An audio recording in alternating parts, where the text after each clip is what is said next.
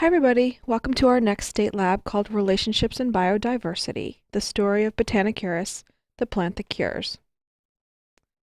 So welcome to Botanicurus. Here's Botanicurus. It's a plant that cures cancer. I know, amazing, right?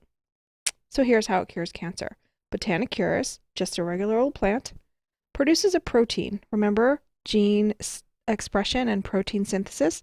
So its DNA produces a protein that actually cures cancer. And there's lots of different medicines that come from plants. This plant is super special. However, we don't have enough Botanicurus and we can't produce it in a laboratory. So what are we going to do? Poor old Botanicurus, we have to figure out how to get more of it or how to find another plant that's similar to it. So Botanicurus grows in a forest and it grows super slowly. So that's one problem, is that Botanicurus grows way too slowly. So it doesn't produce enough for all that we're using. Another problem with Botanicurus is that the rainforests are being cut down. And so even if it is growing fast enough, it's being chopped, the rainforests are being chopped down. So it's put on the endangered species list. So we have a huge problem. However, enter species X. Species X, scientists believe, is very similar to Botanicurus. They're not really sure how similar. And lo and behold, there's also species Y. Species Y is also really similar to Botanicurus. There's also one more species called species Z that is also quite similar to Botanicurus. It's going to be your job in the next week to figure out which of these three species is most closely related to Botanicurus.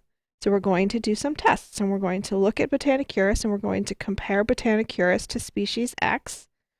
We're going to look at Botanicurus and we're going to compare it to species Y. And we're going to look at Botanicurus and we're going to compare it to species Z. What kinds of things are we going to look at? I'm so glad you asked. We're going to look for structural and molecular evidence. What are structural and molecular evidence? So, structural tests. Here's an example of the three tests that you're going to be doing that are called structural tests. You're going to be looking at the leaves of all three plants. You're going to be looking at the seeds of all three plants. And you're going to be looking at the stems for all three plants. So those are three examples of the structural tests that you're going to be doing. Looking at the leaves, looking at the seeds, and looking at the stems.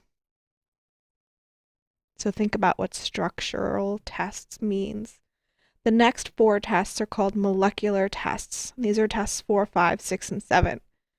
And 4, 5, 6, and 7 consist of an enzyme test. So we're going to be looking at a reaction, and we're going to do some DNA analysis. And we're going to look at paper chromatography, which is separate the pigments of the plants. And we're also going to do a protein synthesis test. So we have molecular tests. One more time. We're going to do an enzyme test. We're going to do a DNA test, a protein test, and this one over here is called a paper chromatography test. So I want you to think about what the difference is between molecular tests and structural tests. Remember, the structural tests were the ones that we were looking at the seeds and the leaves and the stems, and the molecular tests are the ones where we're actually going to be kind of doing stuff with some equipment.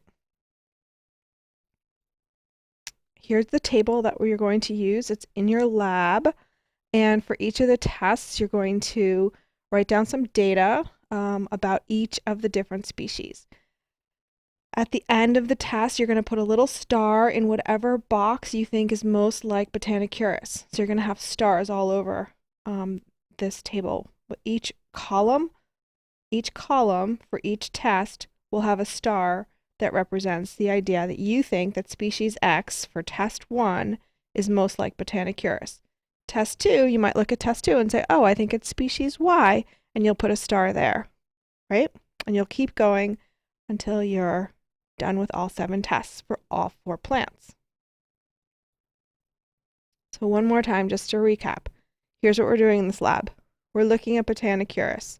We're going to be comparing it by doing 7 different tests to species X. We're going to do those same 7 tests with species Y, and we're going to do those same 7 tests for species Z to come up with the conclusion which species X, Y, or Z, is most similar to Botanicurus. Have fun!